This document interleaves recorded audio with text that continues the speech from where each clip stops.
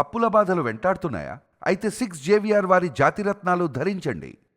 Hi hello నమస్తే, నేను మీ కట్టా కార్తిక్. మనతో ఉన్నారు ప్రముఖ సామాజిక రాజకీయ విశ్లేషకులు సీనియర్ జర్నలిస్ట్ డివి శ్రీనివాస్ గారు. సార్ నమస్కారం. సార్ నమస్తే సార్, వైసీపీ పార్టీని ఒక్కొక్క నాయకుడు విడిపోతున్నారా అంటే అవునటువంటి సమాధానం వినిపిస్తోంది. ఇప్పటికీ అనేక మంది నాయకులు వైసీపీ పార్టీకి రాజీనామా చేయడం చూస్తాం. అధికారం ఉన్నప్పుడు చేశారు, అధికారం పోయిన తర్వాత చేశారు.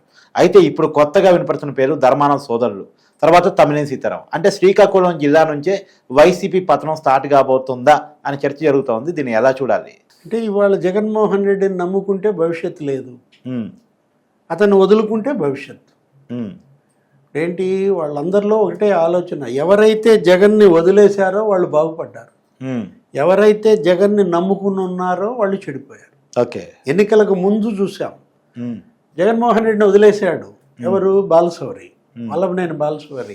అతను ఏదో రేవంత్ రెడ్డి ఏదో సీఎం అయ్యాడని పార్టీ ఇస్తే ఆ పార్టీకి వీళ్ళందరూ ఎంపీలు అటెండ్ అయితే అతను కూడా అటెండ్ అయితే పోయి రేవంత్ రెడ్డి దగ్గర బీఫామ్ తీసుకో అన్నాడు. ఉమ్, ఇప్పుడు బాలశౌరి ఇవాళ జనసేనలో చేరాడు, ఎంపీగా గెలిచాడు. అవును. వంశీకృష్ణ శ్రీనివాస్ యాదవ్ విశాఖపట్నంలో, అతను ఏంటి అసలు 11 పేజీలు లేఖ రాశాడు. ఉమ్, అసలు అతనే జీతాలు ఇచ్చాడంటే వైఎస్ఆర్ కాంగ్రెస్ పార్టీ కార్యాలయంలో వాళ్ళందరికీ ఒక 20 కోట్లు ఏం ఖర్చు పెట్టుకున్నాడు ఆ పార్టీ కోసం. అలాంటి వాడిని హింసించారు, వేధించారు. బయటకు వచ్చి జనసేనలో చేరాడు, ఎమ్మెల్యే అయిపోయాడు. అవును. ఆదిమూలం ఇది పెద్దిరెడ్డి రామచంద్రారెడ్డి, అతనికి ఎంపీ టికెట్ ఇప్పించాడు. నువ్వు వద్దు, నీ ఎంపీ టికెట్ వద్దని అతను తెలుగుదేశంలో చేరాడు, ఎమ్మెల్యేగా గెలిచాడు. కృష్ణదేవరాయలు ఇది ఎంపీ. అనేక మంది మనం తీసుకున్నట్లయితే జగన్ని వదిలేసిన వాళ్ళంతా ఎంపీలుగా ఎమ్మెల్యేలుగా గెలిచిన పరిస్థితి. మాగంటి వాళ్ళ కుటుంబం కావచ్చు, మాగంటి శ్రీనివాసరెడ్డి, కోటంరెడ్డి శ్రీధర్ రెడ్డి, లేకపోతే వేమిరెడ్డి ప్రభాకర్ రెడ్డి, ఆనం రామనారెడ్డి, ఆనం రామనారాయణ రెడ్డి, అసలు ఈ రకంగా చూసుకుంటే అనేక మంది ఎవరైతే అతన్ని వదిలేశారో అందరూ గెలిచి కూర్చున్నారు. అవును. ఎవరైతే జగన్తో పాటు ట్రావెల్ అయ్యారో మునిగిపోయారు. అవును. అంటే అంటే సార్, అది టీడీపీ నుంచి వైసీపీలోకి వెళ్ళినటువంటి వల్లభనేని వంశీ లాంటి వాళ్ళు మొదటిసారి ఓటమిని చవి చూడాల్సిన పరిస్థితిలో పడ్డారు వాళ్ళు. అంటే ఇవాళ అలాంటి వాళ్ళందరినీ జగన్మోహన్ రెడ్డి ఎంకరేజ్ చేయటం. ఉమ్, ఏది కొడాలి నాని, వల్లభనేని వంశీ, రోజా.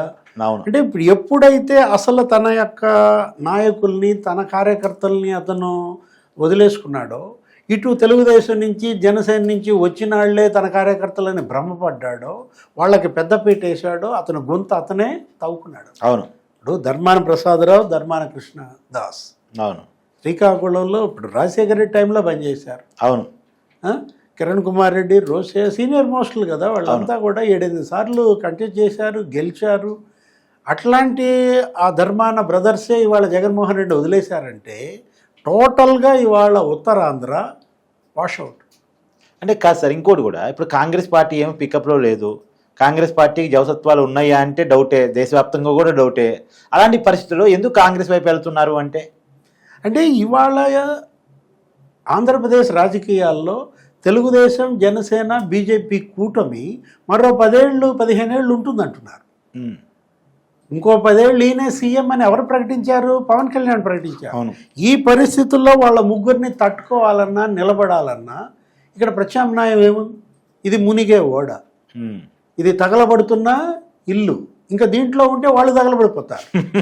అందుకే వాళ్ళు ఇవాళ దూకేస్తున్న పరిస్థితి. ఇప్పుడు కాంగ్రెస్ పార్టీ ఇవాళ ఏంటి, అది వాళ్ళ స్వగృహం. అవును. గతంలో అందులో పనిచేశారు, జగన్మోహన్ రెడ్డి వైపు నడిచారు, జగన్తో పాటు నడిచారు. అవును. జగన్ కోసం ఈ వైసీపీ పార్టీలోకి వచ్చిన వాళ్ళు. వీళ్ళంతా ఇవాళ జగన్ ఫెయిల్యూర్. అతని వైఫల్యాలతో విసిగిపోయి వీళ్ళు వేరే పార్టీ వైపు చూస్తున్నారు. కొంతమందికి అసలు కూటమిలోకి ఎంట్రన్స్ లేదు, వాళ్ళు ఏంటి అటు పోలేరు. ఇక వెళ్ళాలి. మరి వాళ్ళందరికీ కూడా మరి ప్రత్యామ్నాయం కాంగ్రెస్ పార్టీ. ఎందుకంటే మనం అనుకున్నాం గతంలో మరి 45 సీట్లకే పరిమితమైన కాంగ్రెస్ని వాళ్ళ రాహుల్ గాంధీ 100 సీట్లకు తీసుకొచ్చాడు. అవును. అంటే భవిష్యత్తు అటు దేశంలో కానీ ఇటు రాష్ట్రంలో కానీ కాంగ్రెస్దే అంటూ సనాతన కాంగ్రెస్ వాదులంతా ఎవరైతే కాంగ్రెస్ను వదిలేసి వైసీపీలోకి వచ్చారో వాళ్ళంతా ఇప్పుడు స్వగృహ ప్రవేశం అన్నమాట. అంటే గౌరవం అన్న ఉంటుందేమో, వైసీపీ అంటే అది కూడా ఉండదేమో అన్న కారణం కావచ్చా? అదే కదా ఇవాళ మనం అంటోంది, తగలబడుతున్న ఇల్లు అన్నాం కదా, అందులో ఉంటే వీళ్ళు తగలబడిపోతారు కాబట్టి దూకేస్తున్నారు, సురక్షిత గమ్యస్థానాలని వెతుక్కుంటున్నారు. జగన్మోహన్ రెడ్డి చూశారు అవును ఏది ఇప్పటికి సంవత్సర కాలంగా ఆయన పనితీరుని అబ్జర్వ్ చేశారు. అవును అతనిలో మార్పు వస్తుందా అని ఆశించారు. ఇవాళ వేసారిపోయారు. అతనిలో ఇక మార్పు రాదు అని ధృవపడి దూకేస్తున్నారు అన్నమాట. ఎన్నికల ముందు వలసలే, ఎన్నికల తర్వాత వలసలే. మనం చూసాం. సొంత బంధువు అవును బాలినేని శ్రీనివాసరెడ్డి అవును రాజశేఖర రెడ్డి టైంలో మంత్రిగా చేశాడు, నీ టైంలో మంత్రిగా పనిచేశాడు, 4-5 సార్లు ఎమ్మెల్యే గెలిచాడు. అవును అట్లాంటి బాలినేని శ్రీనివాసరెడ్డి జనసేనలో జరిగిపోయాడు. అవును ఇతను డిప్యూటీ సీఎం ఎవరు, ఆళ్ళ నాని, అవును ఏలూరు. అసలు ఆ పార్టీ కార్యాలయం మూసేయటం కాదు, అది అసలు ఆ పీకేశారు జెండాలు. అతను తెలుగుదేశంలో చేరిపోయాడు. అవును ఆ? అంటే ఎన్నికల తర్వాత ఎంతమంది చేరారంటే మొత్తం మాజీ ఎమ్మెల్యేలు, ఎంపీలు, మంత్రులుగా చేసిన వాళ్ళంతా కూడా వెళ్ళిపోతున్నారంటే జగన్ ఇవాళ అతను నాయకుడిగా అన్ఫిట్. ఇక రాజకీయ పార్టీని రాబోయే 4 ఏళ్ళు కూడా ఆయన నడిపించలేడు. ఎందుకంటే అతను నాన్ సీరియస్నెస్. ఏది మనం చూసాం, అసలు రాష్ట్రంలోనే అతను నివసించకపోవడం. అవును 2 రోజులు తాడేపల్లిలో, 5 రోజులు బెంగళూరు ఎలహంకలో. ఎందుకంట అసలు ఇవాళ నువ్వు ఇంకా ఎవరికి నువ్వు భరోసా ఇస్తావు? అదే ఇప్పుడు కష్టం వస్తే ఎవరికి చెప్పుకోవాలి? ప్రతిపక్ష నాయకుడు చెప్పుకోవాలి. ఇప్పుడు ఎవరి దగ్గరికి వెళ్ళి మన యొక్క కంప్లైంట్ ఇవ్వాలి? వాళ్ళ పార్టీ అధినాయకుడికి ఇచ్చుకోవాలి. ఒకవైపు అధికార పార్టీ మరి తెలుగుదేశం అవును ప్రజా దర్బార్లు పెడుతున్నారు, ముఖ్యమంత్రి వినతులు స్వీకరిస్తున్నారు, అవును వాళ్ళు నిరంతరం ప్రజల్లో ఉంటున్నారు. అవును జనసేన, అవును పవన్ కళ్యాణ్, అవును సార్. ఆయన ఒక పక్క సినిమాల్లో నటిస్తూనే వాళ్ళ మంత్రులంతా ఇవాళ వినతి పత్రాలు వాళ్ళ పార్టీ కార్యాలయాల్లో తీసుకుంటున్నారు. బీజేపీ కూడా. అంటే ఆ 3 పార్టీలు జనంలో ఉంటున్నాయి. జనంలో ఉండాల్సిన ప్రధాన ప్రతిపక్ష హోదా లేకపోయినా ప్రతిపక్షమేమో పారిపోతుంది.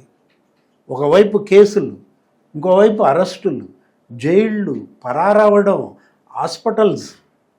అసలు ఈ పార్టీ ఉంటుందా, ఊడుతుందా? ఇతను అసలు పార్టీని నడుపుతాడా, కింద పడేస్తాడా? ఎందుకంటే ఇప్పుడు అసెంబ్లీకే పోవటం లేదు. అంటే సార్ ఇంకో వాస్తవానికి పార్టీ పెట్టినప్పుడు ఉన్న ఊపు మీకు తెలుసు. 2014 ఎన్నికల్లో 67 సీట్లు వచ్చాయి. 2019 ఎన్నికల్లో 150 సీట్లతో ఏకంగా అధికారం వచ్చింది. అది కూడా పెద్ద బ్రహ్మాండమైన మెజార్టీ తోటి. అలాంటి పార్టీ ఒక్కసారి ఓటంతో క్లోజ్ అవుద్దా? మరి ఎందుకు వీళ్ళట్టు భావిస్తున్నారు అంటే, ఆ రోజు అతని వెంట అమ్ముంది, చెల్లు. అటు తల్లి చెల్లి ఇవాళ అతని దగ్గర లేరు. తల్లి మీద కేసేశాడు. అవును తల్లినే కోర్టులో దోషిగా నిలబెట్టాడు. అవును అమ్మకి ఇచ్చినటువంటి గిఫ్ట్ డీడ్ రద్దు చేసుకుంటున్నాను. అవును చెల్లిని ఇవాళ రోడ్డు పాలు చేశాడు. ఇది షర్మిల ఆస్తులు కూడా అతను మరి మింగుతున్నాడని చెడ్డ పేరు తెచ్చుకున్నాడు.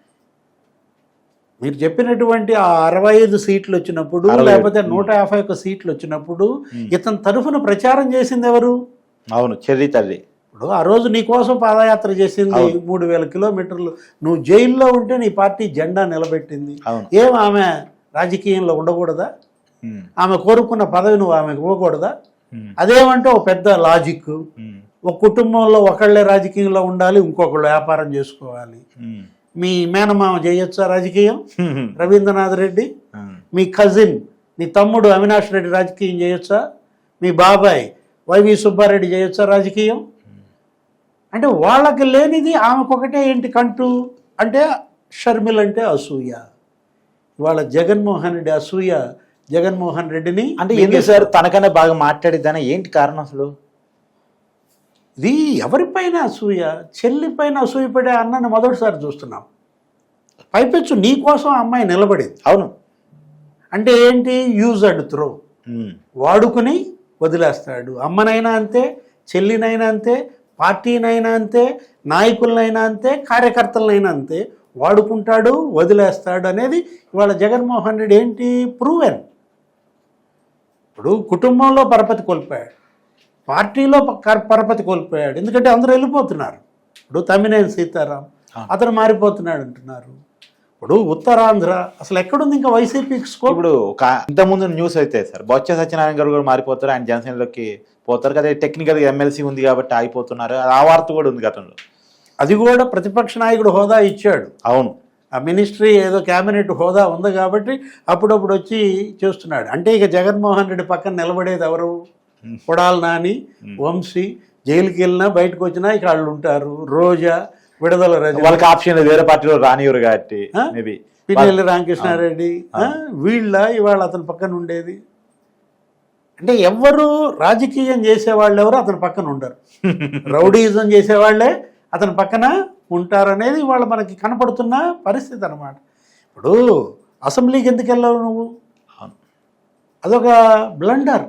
అవును, 11 మందిని గెలిపిస్తే నువ్వు అసెంబ్లీకి వెళ్ళకపోవటం, అసలు ఫలితాలు వచ్చిన తేదీని ఎవరన్నా వెనుపోటు దినమంటారా? జూన్ 4 ఫలితాలు వచ్చిన రోజు. అంటే ప్రజల్ని అవమానించదలుచుకున్నాడు సార్ ఆయన. అంతే కదా, ఇప్పుడు ప్రజలు నీకు వెన్నుపోటు పొడిచారా? ప్రజలు ఒక నాయకుడికి పార్టీకి వెన్నుపోటు పొడిచారంటే అసలు అది ఆ పార్టీ ఆ నాయకుడు ప్రజా జీవితంలో అర్హుడేనా? అంటే జగన్మోహన్ రెడ్డి ఇవాళ ప్రజా జీవితానికే అనర్హుడు.